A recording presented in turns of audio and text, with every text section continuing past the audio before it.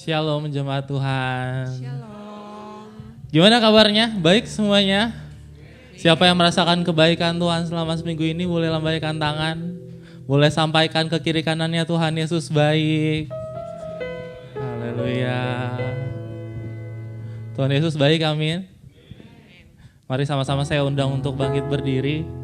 Kita mau datang ke hadirat Tuhan. Kita mau berdoa, kita mau menyembah Tuhan sebelum kita memulai ibadah kita pagi hari ini. Haleluya Tuhan Yesus. Terima kasih Bapa, Engkau sungguh baik buat hidup kami Tuhan.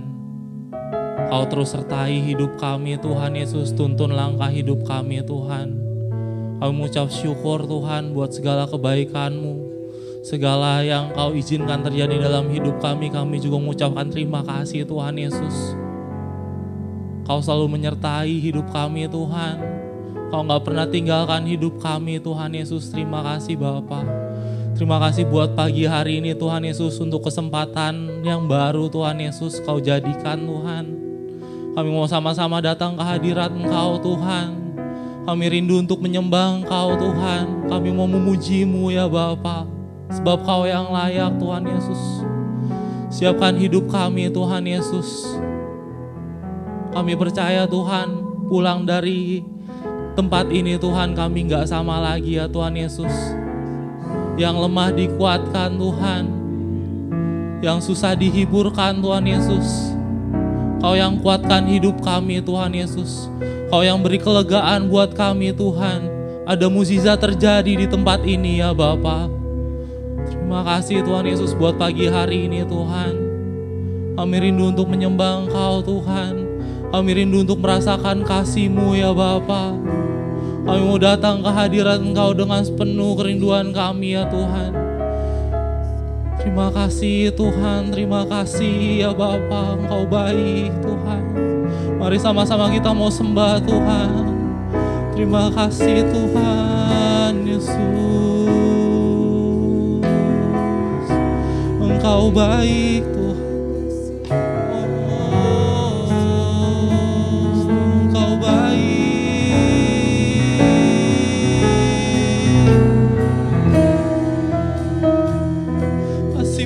Besar buat kami Tuhan. Terima kasih.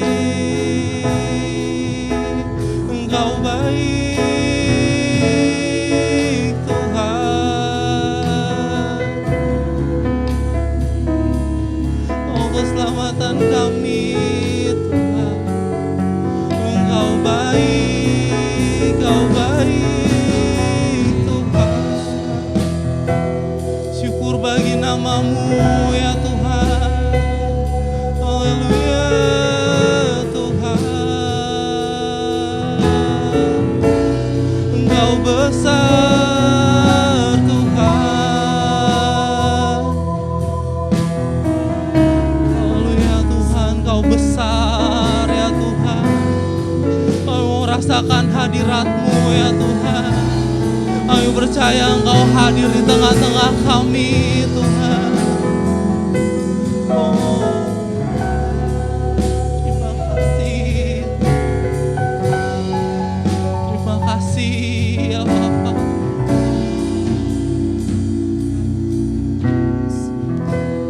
percaya Engkau hadir di tengah-tengah kami pagi hari ini Tuhan.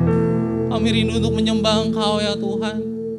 Kami rindu untuk meninggikan nama-Mu ya Bapa.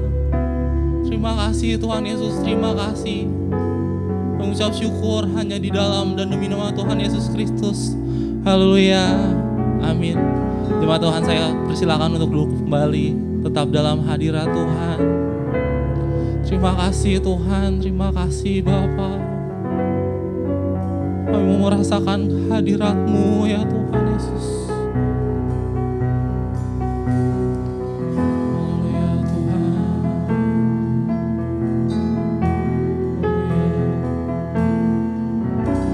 Tuhan hadir di bait kudus-Nya saat umat mencari wajah-Nya, berseru, berdoa, bersujud menyembah dan menikmati kehadiran-Nya. Tuhan mau dekat dengan umat-Nya yang datang dengan segenap hatinya, berseru, berdoa, bersujud menyembah dan menikmati kehadiran-Nya.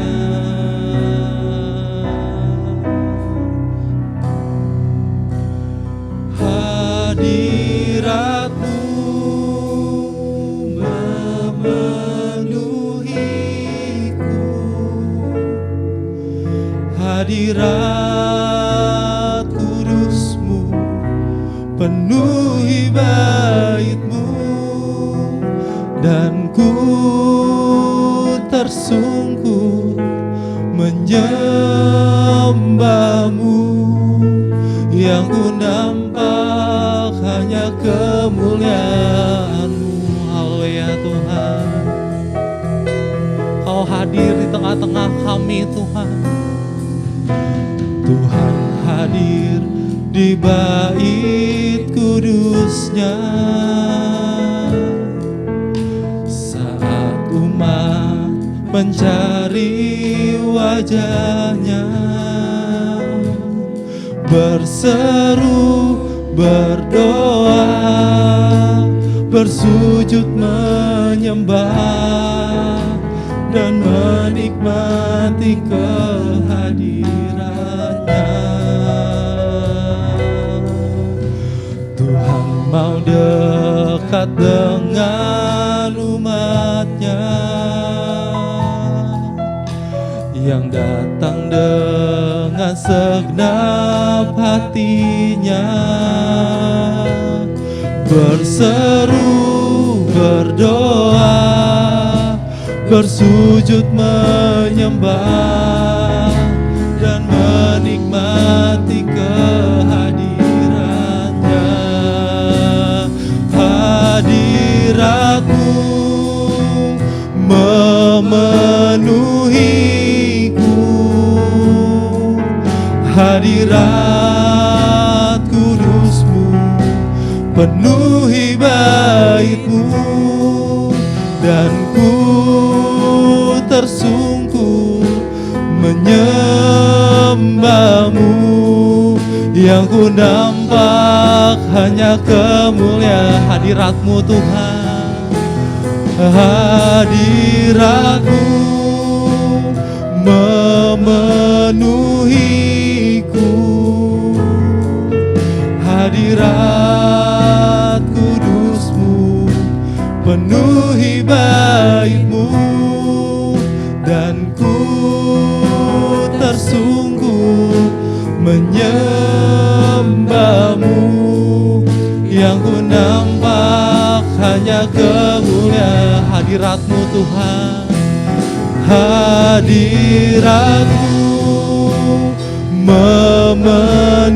memenuhiku ya hadirat kudus-Mu penuhi bait-Mu, dan ku tersungkur menyembah-Mu.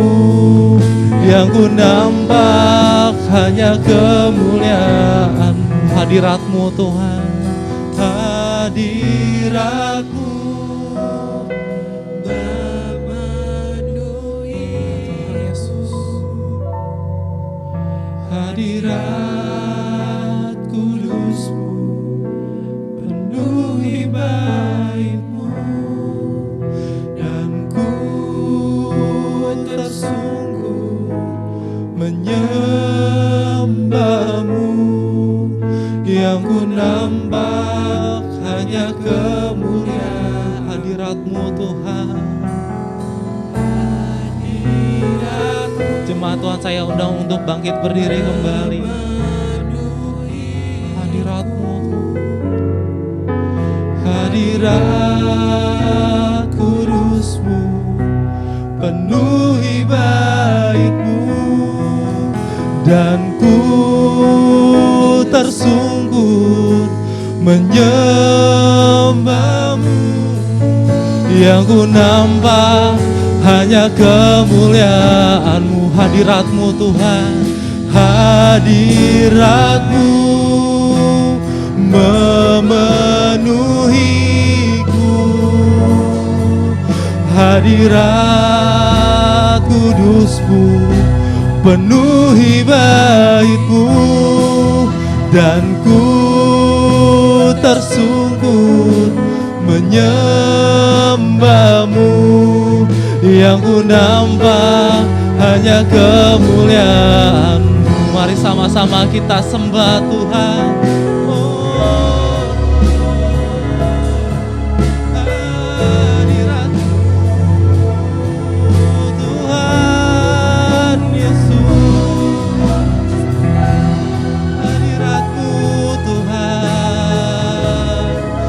Rasakan di tempat ini Tuhan, Engkau baik Tuhan. Kami mau puji-Mu Tuhan, kami mau sembah, kami mau tinggikan nama-Mu Tuhan pagi hari ini. Sebab hanya Engkau yang layak kami puji dan kami sembah Tuhan. Tiada nama lain Tuhan. Sebab Kau yang layak Tuhan, Kau yang layak ya Tuhan. Sebab Kau yang layak kami sembah, Kau yang layak kami puji Tuhan. Oh haleluya Tuhan, Kau baik, Kau besar, Kau mulia Tuhan. Kau keselamatan kami Tuhan, Kau gunung batu kami, Kau keselamatan kami Yesus.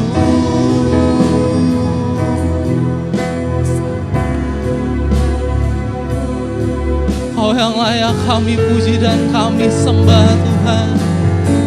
Tiada nama lain ya Tuhan, layak dipuji disembah. Kaulah yang bertata dulu, sekarang dan selamanya. Raja atas segala raja, nama-Mu besar termulia. Layak dipuji disembah, layak dipuji disembah. Kaulah yang bertata dulu, sekarang dan selamanya. Raja atas segala raja, Namamu besar, termulia, layak dipuji disembah.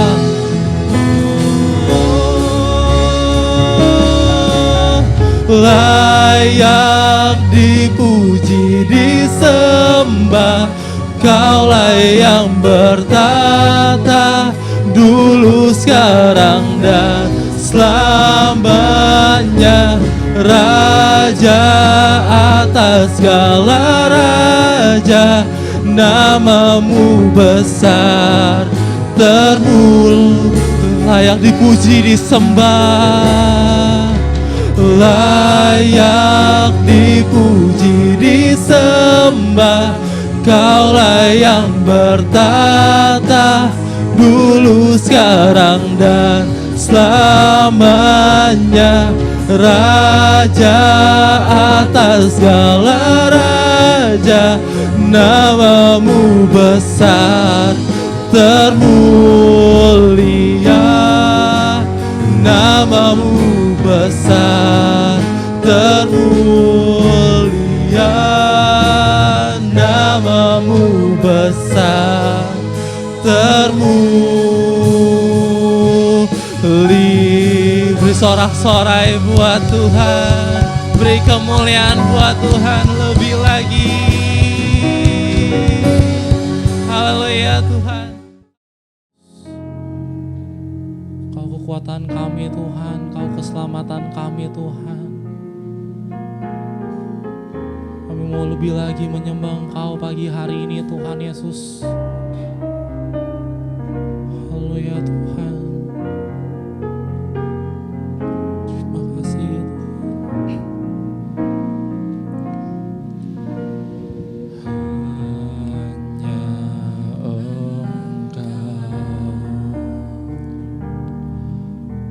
Juru selamatku,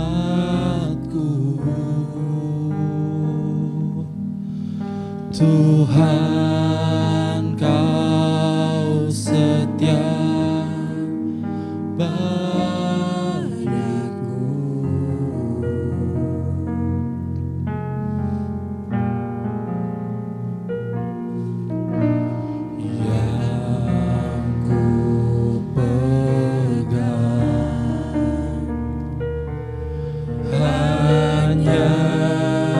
Janjimu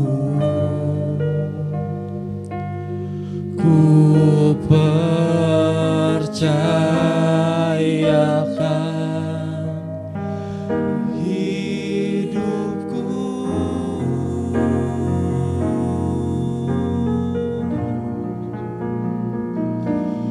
Ku sembah Kau Allahku,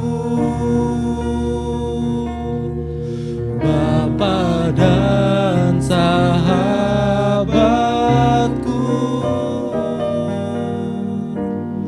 Kau yang pedulikan seluruh hidupku.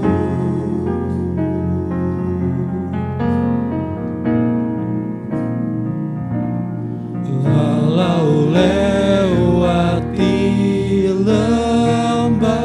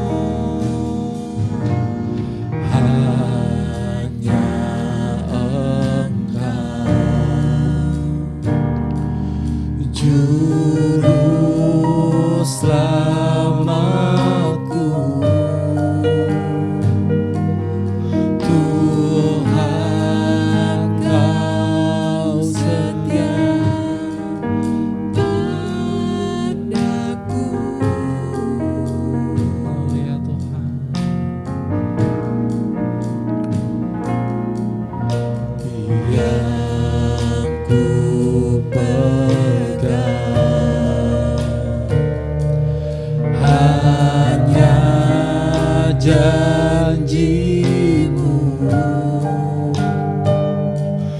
ku percayakan hidupku.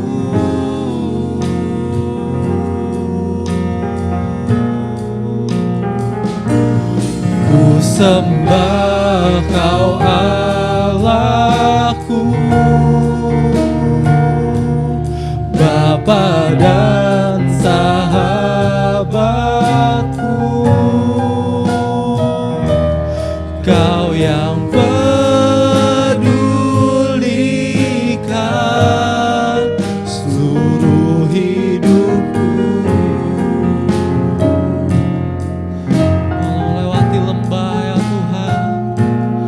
Walau lewati lembah, aku tak ditinggalkan. Yesus kekuatan di hidup. Jemaat Tuhan, saya undang untuk bangkit berdiri kembali. Kami sembah Kau Tuhan. Ku sembah Kau Allahku, Bapa dan sahabatku, Kau yang pedulikan seluruh hidupku.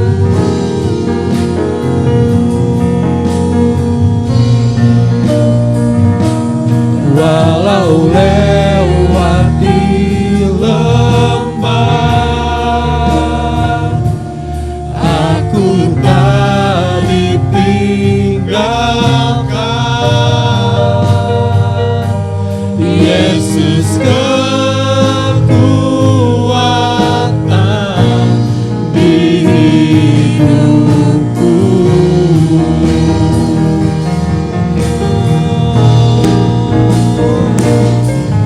Sembah Kau Allahku,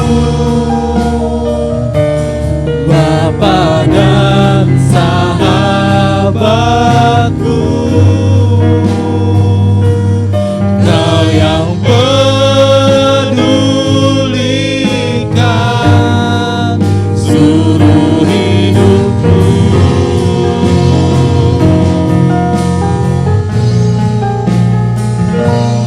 Walau lewati lembah, aku tak ditinggalkan. Yesus kekuatan di hidupku. Yesus kekuatan. Yesus kekuatan di hidupku. Yesus kekuatan. Yesus kekuatan di hidupku.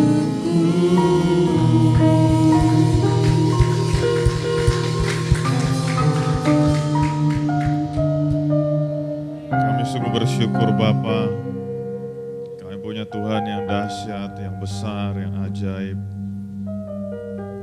Tuhan yang very powerful.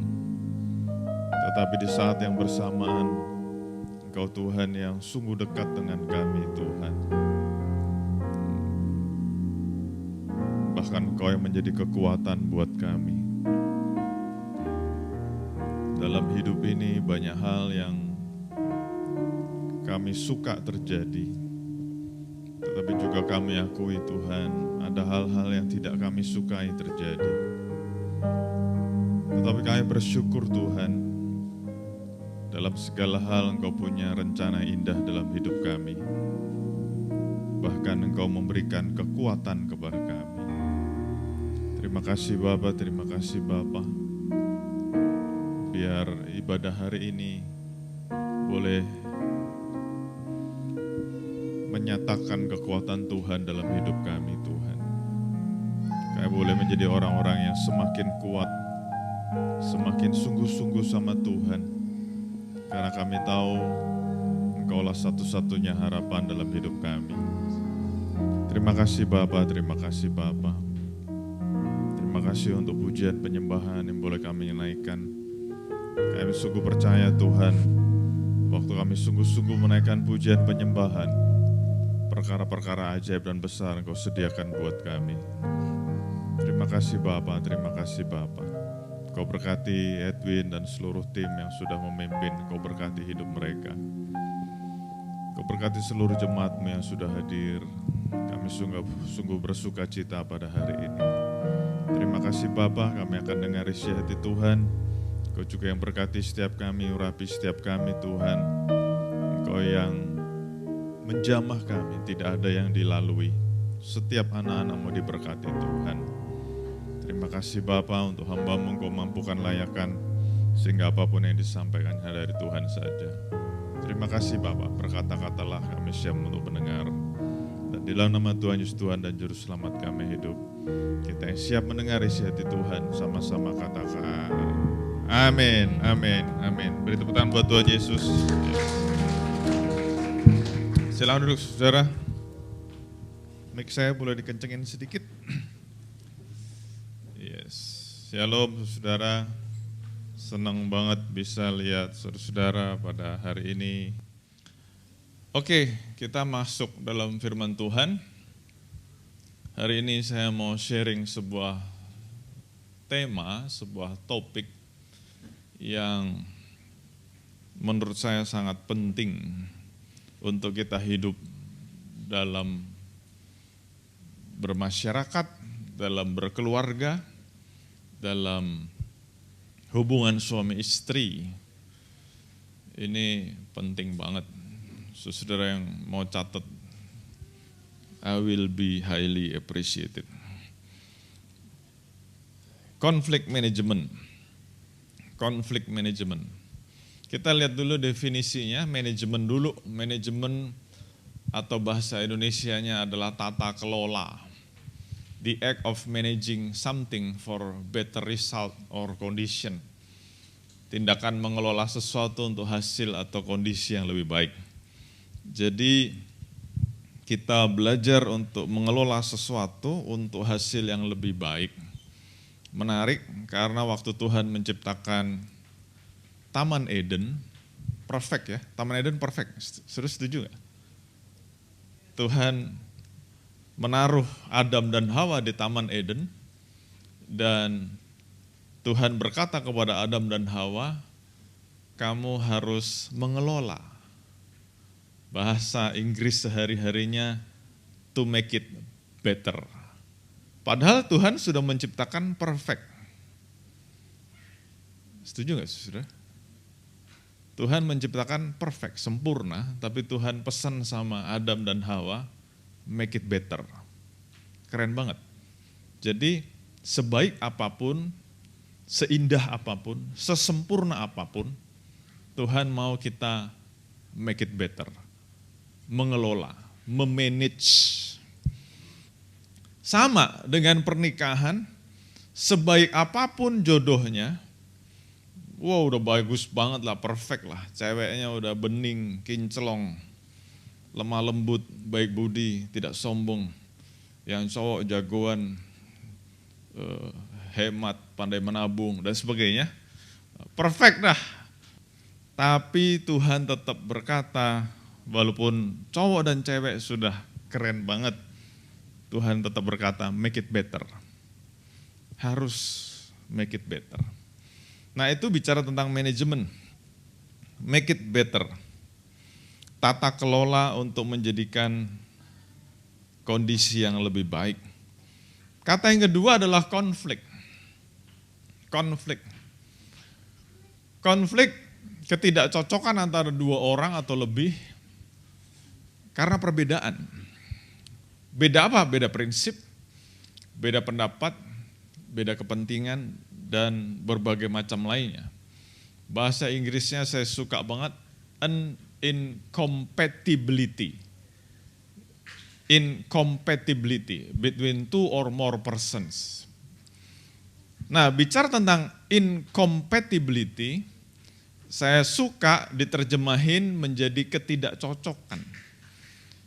Jadi yang menyebabkan konflik bukan perbedaan. Boleh senggol kanan kirinya. Konflik bukan karena perbedaan. Konflik disebabkan adanya ketidakcocokan, incompatibility.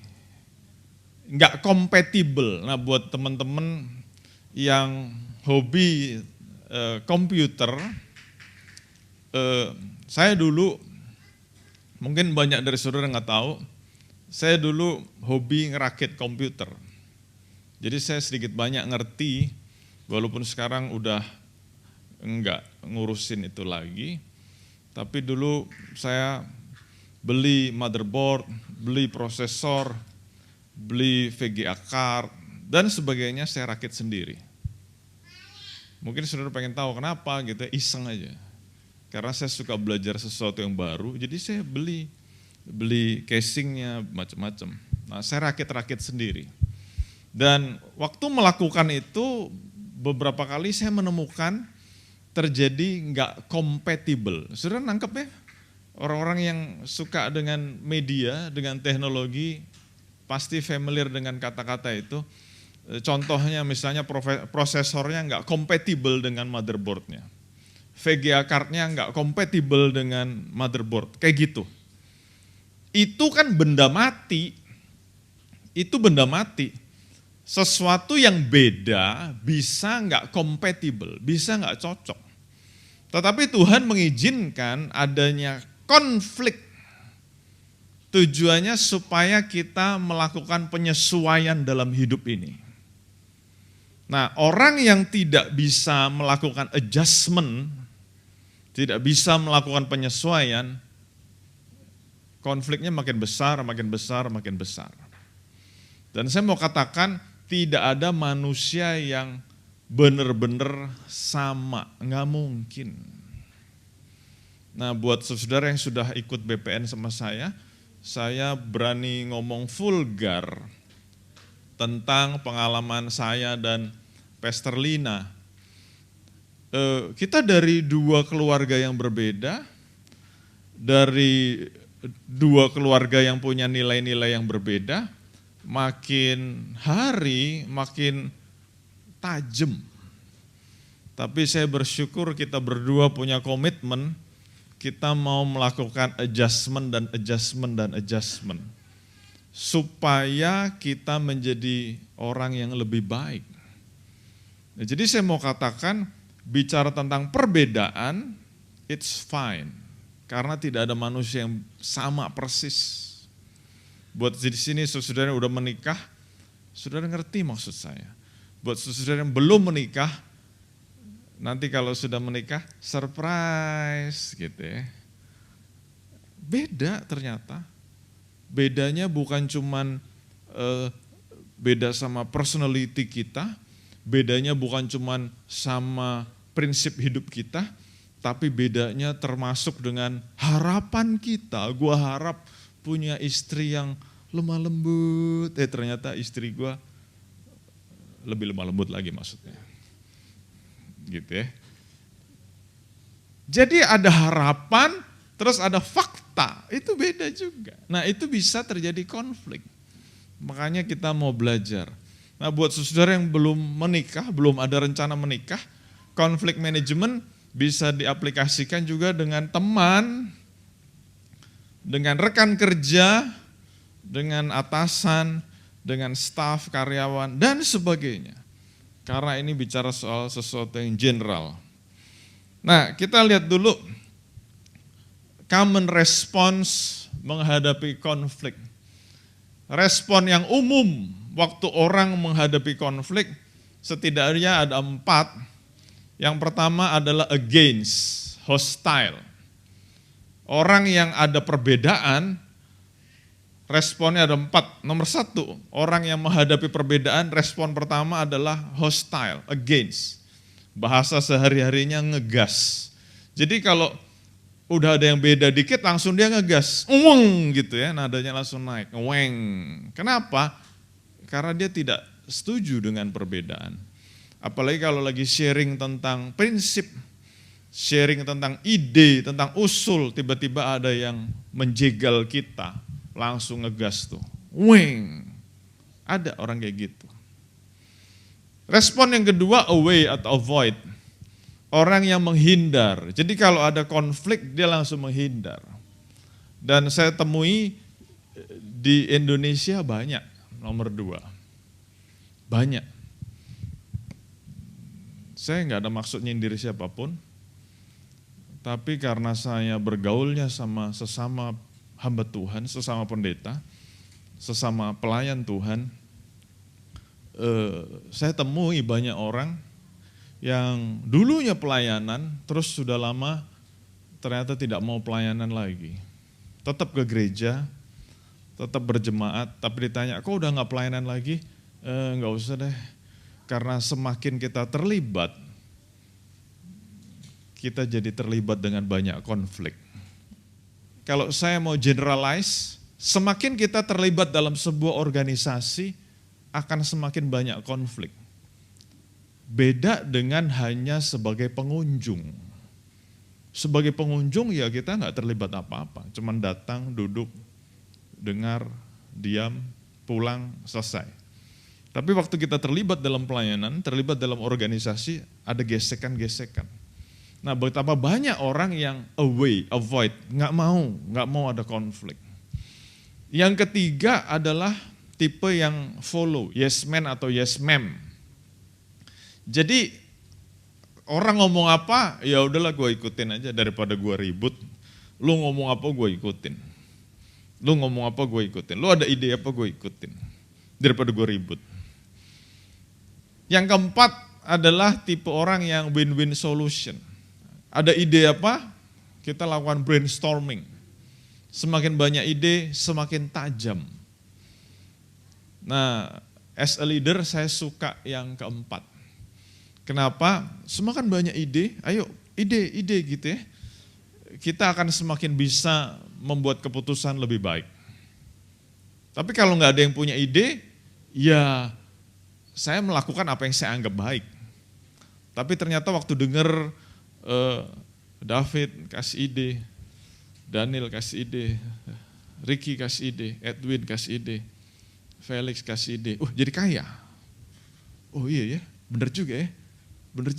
Jadi luas. Nah, saya suka begitu. Nah, ini common response. Hal-hal apa sih yang bisa menyebabkan konflik? The possibilities to create conflict. Nomor 1, perbedaan prinsip, kepercayaan dan nilai-nilai. Nah, kalau prinsipnya udah beda, kepercayaannya udah beda, nilai-nilainya udah beda, itu konfliknya makin tajam. Makanya dalam kesempatan ini saya mau highlight, mau stressing, saya adalah manusia yang memegang teguh. Kalau orang mau menikah, hal-hal yang prinsip itu tidak boleh beda. Walaupun saya mengagumi perbedaan, saya menghargai perbedaan, tetapi hal-hal yang prinsip itu nggak boleh beda. Salah satu hal yang prinsip tidak boleh beda adalah agama. Itu prinsip. Prinsip. Nah, beda-beda yang lain masih bisa kita bikin win-win solution. Tapi contoh dalam sebuah organisasi, visi misinya kalau udah beda, ya nggak bisa dong. Itu kan prinsip dalam sebuah organisasi. Jadi bicara tentang nomor 1, prinsip belief and value, itu pastikan we are on the same page. Kita ada dalam halaman yang sama. Dalam organisasi gereja, dalam Hope Church, kita punya prinsip, punya belief, punya value yang jelas. Bisa dilihat di situ, bisa lihat di atas itu. Fellowship and discipleship. Yang lain boleh beda, tapi prinsip, belief, dan value tidak boleh beda. Yang kedua, behavior and action. Ada orang yang tingkah lakunya, kebiasaannya, habitnya beda. It's okay, nggak apa-apa. Nggak apa-apa. Jadi hal ini bisa create konflik, tapi bisa dijembatani. Yang berikutnya, communities atau komunitas. Komunitas yang berbeda bisa create konflik. Saya pernah cerita juga, si A dan si B adalah teman. Tiba-tiba A sekolah di mana, B sekolah di mana. Dengan bedanya komunitasnya, apalagi kalau sekolahnya si A dan sekolahnya B ternyata sering tawuran, lambat tapi pasti A dan B dari dulunya teman bisa renggang, bahkan bisa jadi musuh. Termasuk perbedaan pilihan politik. Si A pilih, ya saya nggak usah sebut karena tahun depan ada pemilu. Si B pilih siapa? Oh itu bisa berantem. Padahal A dan B adalah sahabat. Di Amerika ya, karena ini negara lain saya ngomong aja, A dan B adalah suami istri. Suami istri. Si A pro dengan Donald Trump dan B pro dengan Joe Biden. Bisa berantem dan unfortunately bisa cerai. Hanya karena beda komunitas. Yang berikutnya posisi. Posisi bisa menyebabkan konflik juga. Dan ini sering terjadi dalam organisasi, dalam dunia kerja, dan sayangnya di gereja juga bisa terjadi. Lucu, aneh. Posisi, apalagi orang-orang yang lebih peduli dengan posisinya daripada dengan persahabatan. Orang-orang yang lebih peduli dengan posisinya daripada dengan relationship. Wah, itu bisa bikin masalah. Penyebab dari konflik ada 4 juga. Ada orang-orang yang need of acceptance. Pengennya diterima. Karena kalau orang baperan kayak gini ya, pengennya diterima terus. Bisa konflik. Terus ada juga identity, orang-orang yang tidak jelas identitasnya, itu gampang baper. Kenapa? Identitasnya nggak jelas. Jadi dia gampang tersinggung karena dia punya masalah dengan identitas. Itu tema khotbah sendiri tentang jati diri. Terus ada orang yang butuh balas dendam, revenge. Karena dia pernah disakiti, dia pernah dibuat jadi pahit, dia selalu ada kerinduan untuk revenge, balas dendam. Walaupun dia nggak sengaja, tapi dia bisa tercermin dalam hidupnya, revenge. Yang berikutnya sama dengan yang tadi, position, need for power. Ada orang yang pengen punya power, punya kedudukan, ya dia cari-cari cara. Salah satu yang common terjadi di Indonesia adalah injek yang di bawah, sikut yang di samping, jilat yang di atas. Itu kan. Katanya begitu. I don't know, tapi it happens. Nah, kita masuk dalam biblical understanding tentang konflik. Kenapa Tuhan mengizinkan konflik? Kenapa Tuhan mengizinkan konflik? Mungkin saudara merasa, saya kurang baik apa Tuhan? Kok Tuhan masih tetap izinin konflik? Jadi tadi saya katakan, konflik terjadi bukan karena perbedaan, tetapi konflik terjadi karena kita gagal untuk menghadapi perbedaan. Dan itu diizinkan Tuhan.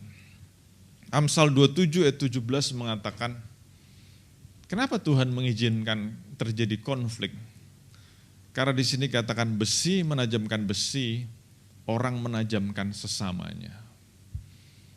Kenapa Tuhan mengizinkan terjadi konflik? Konflik adalah proses penajaman. Amplas. Kalau orangnya nggak mempan di amplas, ya dipahat, lebih sakit lagi. Dan Tuhan izinkan itu. Karena apa? Di sini katanya, bukan katanya, faktanya besi menajamkan besi, manusia menajamkan sesamanya. Tuhan mengizinkan terjadinya konflik. Konflik itu proses penajaman itu loh. Sakit nggak? Sakit, nggak enak loh. Kalau di amplas saja sakit. Saudara kalau nggak percaya nanti setelah ibadah ini selesai, cari di rumah ada amplas apa enggak, kalau nggak ada boleh beli, gosok-gosok aja di tangan. Sakit loh. Nah jadi konflik itu adalah proses penajaman. Dan Tuhan izinkan terjadi, dan ayatnya bagus banget mengatakan besi menajamkan besi dan orang menajamkan sesamanya. Tuhan mau kita menjadi orang yang tajam. Tajam. Bahasa Inggrisnya sharp. Saya suka loh sharp itu. Sama beberapa dari saudara saya udah pernah sharing. Kata-kata sharp ini, jangan mikir ini merek ya, enggak. Lagi enggak iklan, lagi enggak endorse. Kata-kata sharp ini, arti bahasa Indonesianya tajam. Tetapi waktu kami pernah tinggal di Amerika, orang-orang English speaking itu menggunakan kata sharp lebih dari kata tajam. Jadi misalnya saya ketemu Daniel gitu ya, terus saya bilang sama Daniel, Daniel you look sharp today, you look sharp. Sharp itu bicara tentang penampilan yang rapi, pakai baju yang rapi, dan bukan cuma baju yang rapi, badannya itu sharp, badannya itu tegak, dan bentuk tubuhnya sharp. Sorry ya, bukan body shaming, bukan. Ini lagi contoh aja. Jadi tidak ada lemak yang menggelambir kemana-mana. Sorry, jangan gak usah nengok kanan kiri, enggak, jangan. Tapi orang yang sharp itu, body mass index-nya bagus. Tidak lemak yang menggelambir kemana-mana. Jadi dikatakan, hey you look sharp today. Nah orang-orang yang you look sharp today, itu kan ada proses yang membuat dia sharp. Prosesnya apa? Jaga makan, enggak semuanya bisa dimakan. Selain jaga makan, dia juga harus olahraga. Yang setuju kata yes. Supaya penampilannya sharp. Selain itu pakai pakaiannya juga yang decent, yang layak gitu loh. Enggak sembarangan pilih pakaian. Jadi kalau orang ngelihat, you look sharp today. Nah, untuk menjadi sharp itu, untuk kelihatan menarik itu ada prosesnya. Nah, prosesnya itu namanya konflik, penajaman. Jadi mungkin dia punya PT, personal trainer, mungkin dia punya pasangan hidup, atau mungkin dia tinggal dalam sebuah komunitas yang selalu ngomongin, makan hati-hati, udah ngambil sesuatu, tiba-tiba tangannya dipukul, jangan makan itu gitu ya. Ini saya lagi nggak lagi sharing hidup, enggak. Terus makan hati-hati, terus kalau udah lama nggak olahraga, ada yang ngebawelin, olahraga udah lama nggak olahraga gitu, itu ada treadmill pakai atau enggak. Sekali lagi ini bukan kesaksian hidup. Tapi dengan adanya orang yang ngebawelin gitu, jadi bisa look sharp. Nah waktu proses ngebawelin itu sakit nggak? Sakit, nggak enak, nggak enak. Tapi itu kayak amplas tadi, digesek terus, digesek. Hasilnya jadi sharp. Nah kata-kata sharp arti berikutnya bukan cuma bicara tentang penampilan, tetapi juga bicara tentang contohnya saudara habis presentasi di kantor gitu ya. Habis presentasi di kantor, habis meeting, dan setelah meeting, setelah presentasi selesai, teman-teman ngomong, hey you are sharp today. Maksudnya apa? Waktu presentasi, waktu meeting, kita menyampaikan ide kita, menyampaikan usulan kita dengan brilliant, dengan smart. Jadi orang-orang bilang, hey you sharp today, you are sharp today. Jadi ada sebuah keberhasilan yang dicapai waktu kita bisa menyampaikan sesuatu yang brilliant. Nah itu dikatakan you are sharp today. Nah untuk mencapai taraf itu ada proses. Prosesnya apa? Mungkin waktu saudara mimpin rapat atau ngomong di rapat atau lagi presentasi dan akhirnya orang ngomong you are sharp today, tapi sebelumnya ada bulan-bulan bahkan ada tahun-tahun di mana orang rajin banget ngasih input, ngasih masukan, bahkan ngasih kritik. Lu kalau ngomong jangan gitu dong. Lu kalau ngasih input, kalau ngasih presentasi jangan gitu dong. Wah kita dikritik abis-abisan. Nah waktu dikritik abis-abisan enak gak di kuping? Gak enak, bukan cuma gak enak di kuping, di hati juga panas. Tetapi waktu proses itu kita hadapi dengan serius, kita akhirnya mencapai sebuah tahapan, kita akhirnya bisa ngomong sesuatu yang berguna, bisa ngasih presentasi yang berguna, nggak cuman asbun asal bunyi, nggak cuman asma asal mangap, tapi ada sesuatu yang berguna. Kenapa? Karena selama ini kita dikritik, selama ini kita ditajamkan. Nah karena kita sudah ditajamkan, kita jadi sharp. Jadi kesimpulannya kenapa Tuhan mengizinkan ada konflik? Karena Tuhan mau kita menjadi orang-orang yang a better person, smarter person, stronger person. So biblical purpose for conflict. Tuhan mau kita to be a better, a smarter, a stronger person. Jadi saudara kalau ada konflik jangan buru-buru lari, jangan buru-buru avoid, face it. Karena lewat konflik itu, lewat proses penajaman itu, kita bisa menjadi orang yang lebih baik, lebih pintar, lebih kuat. Yes. Jadi kalau saudara lagi kerja di sebuah lingkungan,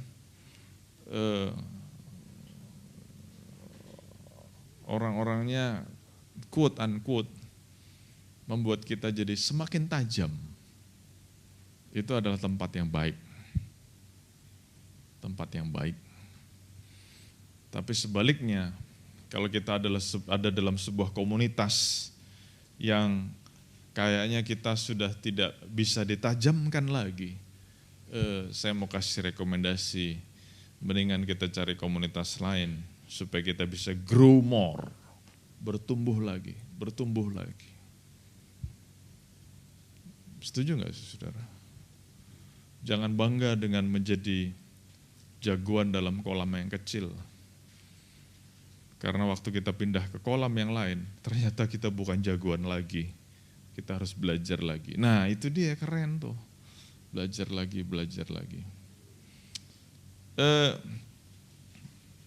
Biblical solution for conflict management.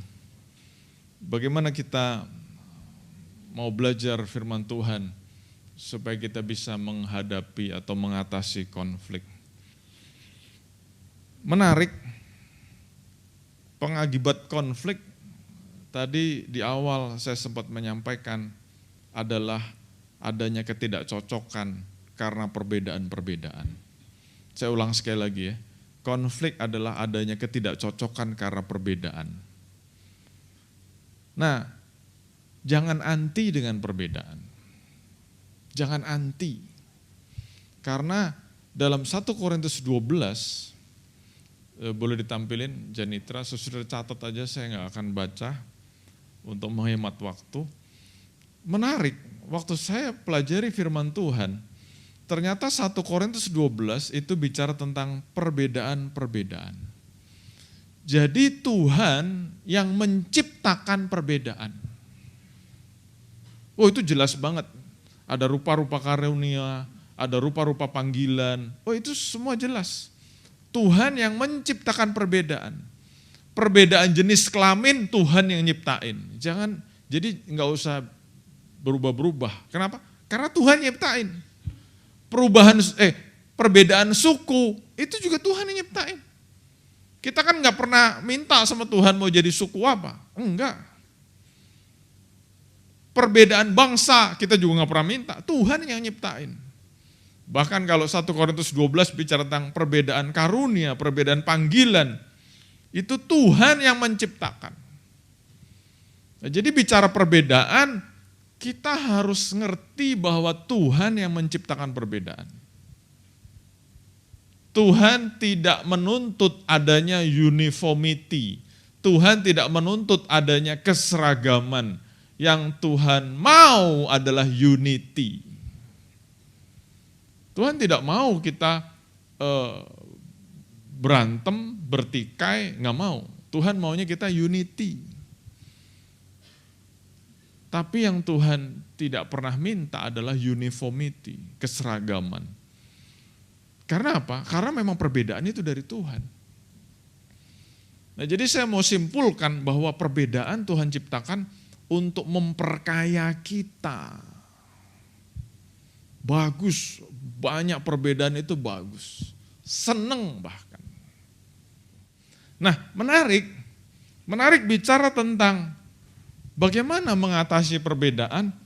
Kalau tadi saya ngomong 1 Korintus 12 bicara tentang perbedaan. Bagaimana mengatasi perbedaan? Kalau saudara masih bawa Alkitab bentuk buku, saudara balik 1 lembar aja tuh. 1 Korintus 13 bicara tentang kasih. Jadi bicara how to manage conflict, how to manage differences, bagaimana mengatasi perbedaan, ternyata jawabannya ada di Alkitab. 1 Korintus 12, Tuhan bicara tentang perbedaan. 1 Korintus 13, satu pasal setelahnya, Tuhan bicara tentang kasih. Jadi how to manage differences, tidak lain dan tidak bukan, jawabannya adalah kasih. Dan ini lucu banget. Kan tadi saya sudah berkali-kali ngomong tidak ada manusia yang sama, enggak ada. Waktu orang jatuh cinta, ini lagi jatuh cinta nih, tergila-gila nih jatuh cinta. Temennya udah ngasih tahu, lu tuh enggak cocok sama dia, banyak bedanya. Terus orang tuanya juga ngomong, jangan sama dia, enggak cocok. Nah, pasangan sejoli ini yang lagi melakukan hubungan ini, kalau dikasih tahu itu denger gak? Enggak, kenapa? Dimabuk cinta. Karena cinta, mereka tidak melihat perbedaan. Berarti benar Alkitab.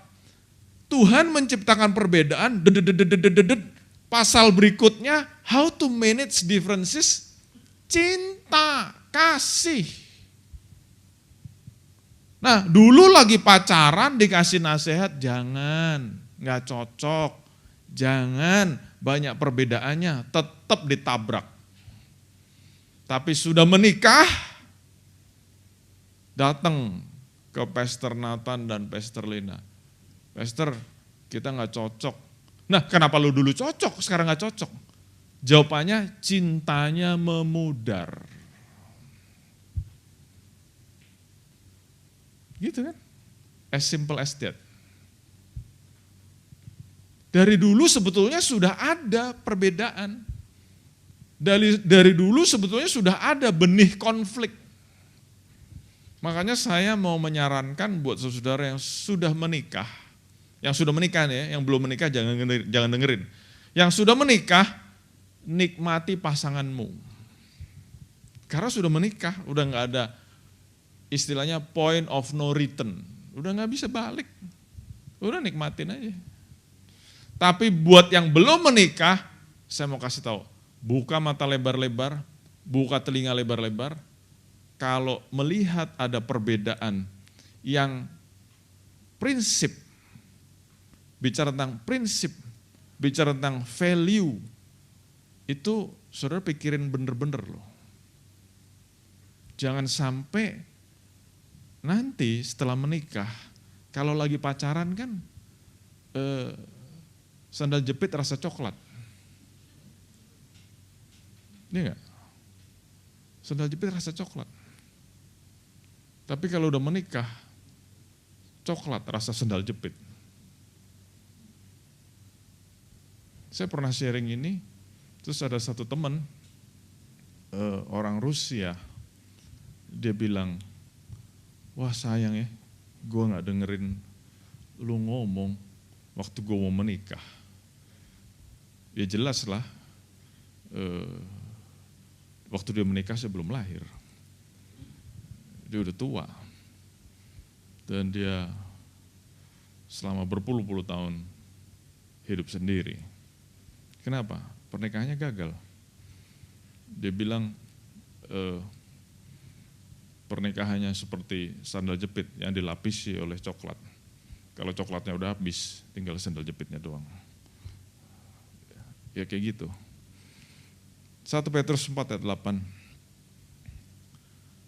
Tetapi yang terutama kasihlah sungguh-sungguh seorang akan yang lain. Sebab kasih menutupi banyak sekali dosa. Saya mau perhalus kata-katanya. Petrus ngomongnya to the point. Kasih menutupi banyak sekali dosa. Tapi saya mau perhalus kata-katanya.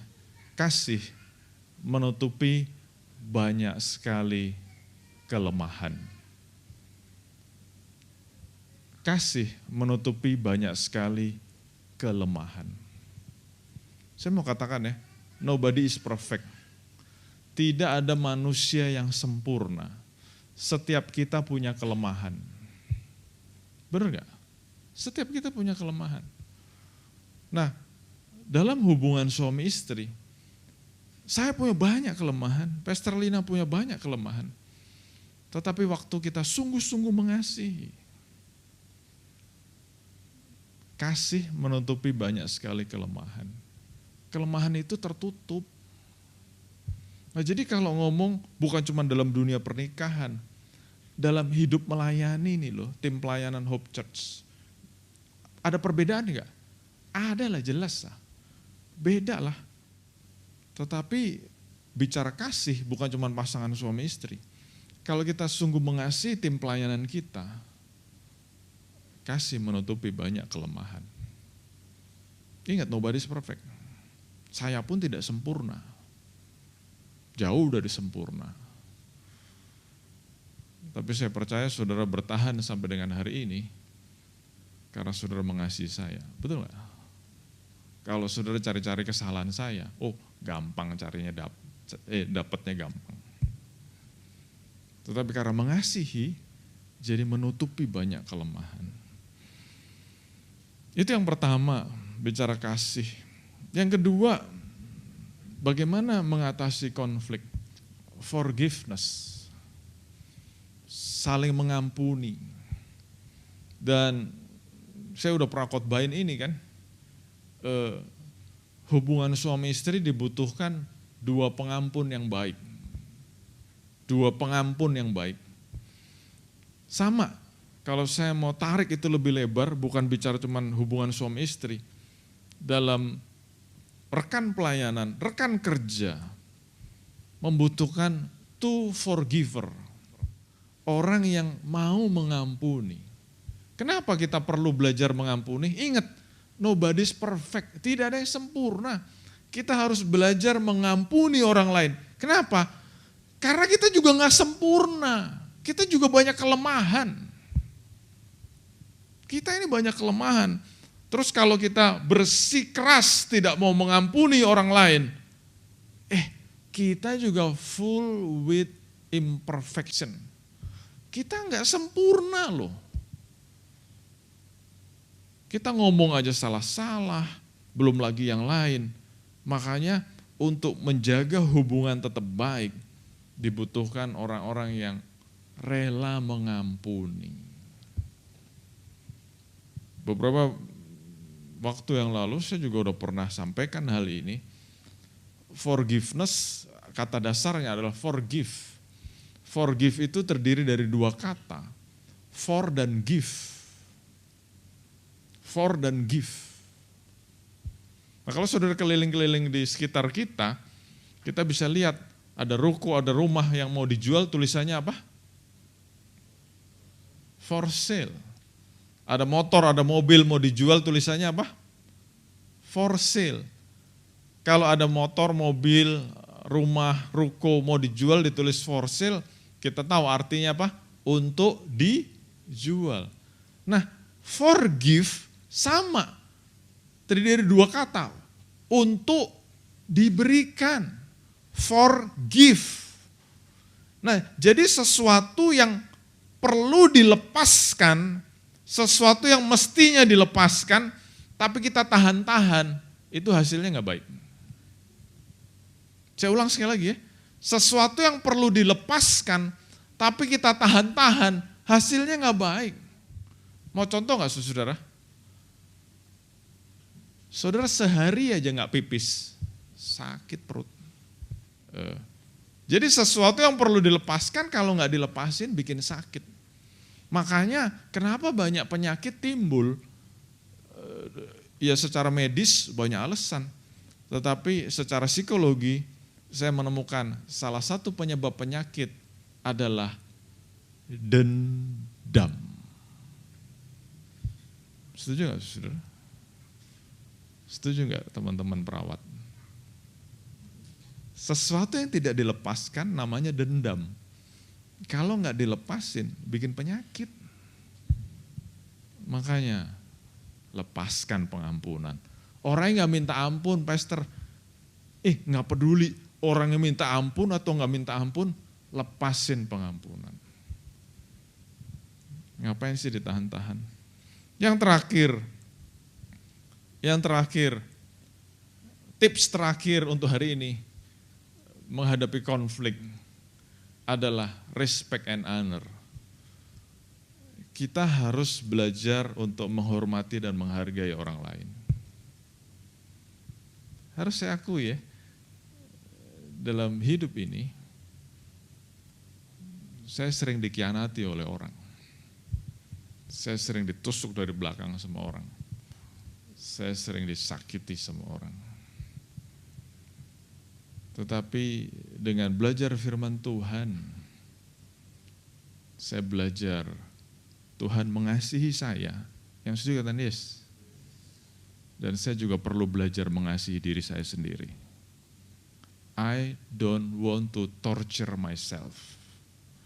Kalau saya nginget-nginget orang yang mengkhianati saya nginget-nginget orang yang menyakiti saya, itu secara tidak langsung saya sedang menyakiti diri saya sendiri. Makanya saya harus belajar untuk melepaskan pengampunan.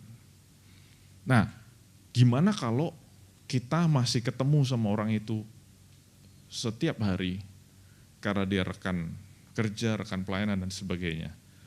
Ternyata Tuhan sedang mendidik kita untuk belajar menghormati dan menghargai dia. Sakit memang, tapi waktu kita bisa belajar sungguh-sungguh menghargai dan menghormati, rasa sakitnya hilang loh, serius. Belajar, kenapa? Karena saya menganggap orang itu lebih hebat dari saya. Saya menganggap saya butuh dia. Saya menganggap saya perlu belajar dari dia. Nah, kalau kita punya mentalitas seperti itu, aku butuh dia, aku perlu belajar dari dia, dia lebih hebat dari saya. Nah, waktu kita punya mentalitas seperti itu, ternyata respon otomatis dalam hidup kita udah gak benci lagi, kita udah gak sakit lagi, tetapi respon otomatis yang keluar adalah kita menghormati dan menghargai orang itu. Serius, saya lakukan itu Dan saya juga kagum sendiri, kok saya udah gak benci lagi ya.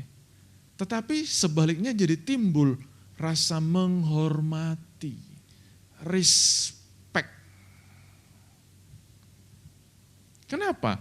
Karena saya menanamkan itu.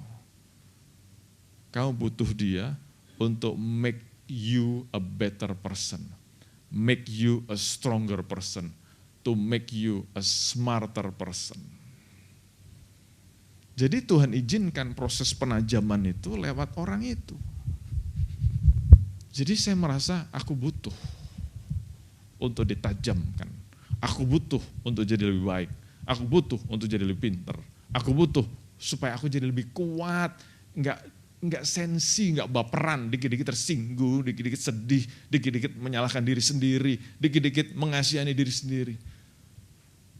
Nah, waktu kita punya sikap seperti itu, aku butuh orang itu untuk mendidik aku. Aku butuh orang itu untuk membuat aku lebih kuat, membuat aku lebih pinter. Responnya berubah. Yang tadinya gak suka, bahkan mungkin benci, responnya berubah menjadi respect and honor. Nah, kalau responnya berubah, waktu respon kita berubah terhadap dia, ternyata dia juga berasa respon kita berubah. Kan terjadi hubungan timbal balik. Waktu respon kita berubah terhadap dia berasa gak? Berasa. Respon dia terhadap kita jadi berubah, jadi melunak. Yang mengerti kata Yesus. Jadi kuncinya di kita. Kita gak mungkin memaksa orang berubah, gak mungkin. Tetapi waktu kita berubah, dan orang merasa perubahan kita, dia bisa berubah. Jadi saudara, how to manage conflict? Nomor 1, love each other. Nomor 2, forgive each other. Nomor 3, respect each other. Amin buat firman Tuhan. Bapak, kami bersyukur Tuhan untuk pesan-pesan-Mu buat kami. Dalam hidup ini kami gak mungkin lari dari konflik. Tetapi hari ini Engkau memberikan pengertian yang baru buat kami. Engkau mengizinkan kami boleh ada dalam sebuah konflik. Bahkan mungkin beberapa konflik sekaligus. Karena Engkau mau kami menjadi stronger person, better person, smarter person. Dan hari ini Engkau juga memberikan tips atau clue buat kami. How to handle conflict. We need to love each other. We need to forgive each other. We need to respect each other. Kami mau belajar seperti Engkau yang sudah mengampuni kami, Tuhan.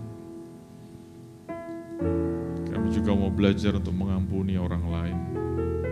Terima kasih Bapa, Engkau berkati seluruh anak-anak-Mu yang sudah hadir, juga seluruh anak-anak-Mu yang sudah melayani. Berkati Tuhan, setiap hidup mereka diberkati, apapun yang dikerjakan Kau buat mereka berhasil dan beruntung. Terima kasih Bapa, terima kasih Bapa. Sekali lagi setiap pribadi diberkati Tuhan, setiap keluarga diberkati Tuhan. Terima kasih Bapa.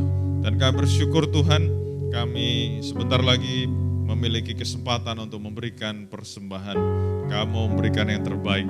Engkau sudah memberikan yang terbaik, dan kami juga akan memberikan yang terbaik buat Tuhan. Terima kasih Bapak, kami bersyukur. Bapak Ibu Saudara dikasih Tuhan, terimalah berkat yang berlimpah-limpah dari Allah Bapa, kasih sayang anugerah dari Tuhan kita Yesus Kristus, dan persekutuan yang indah dengan Roh Kudus yang akan terus memimpin, menguatkan, meneguhkan kita, ada selalu bersama dan kita mulai saat sekarang ini bahkan sampai selama-lamanya. Dan kita yang diberkati Tuhan sama-sama katakan amin.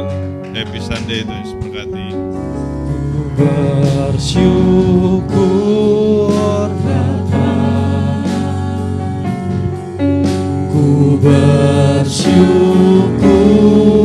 Tuhan, buat kasih setiamu di dalam hidupku.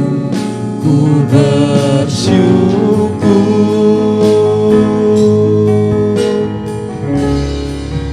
Ku bersyukur Bapa, ku bersyukur Tuhan, buat kasih setiamu di dalam hidupku. Ku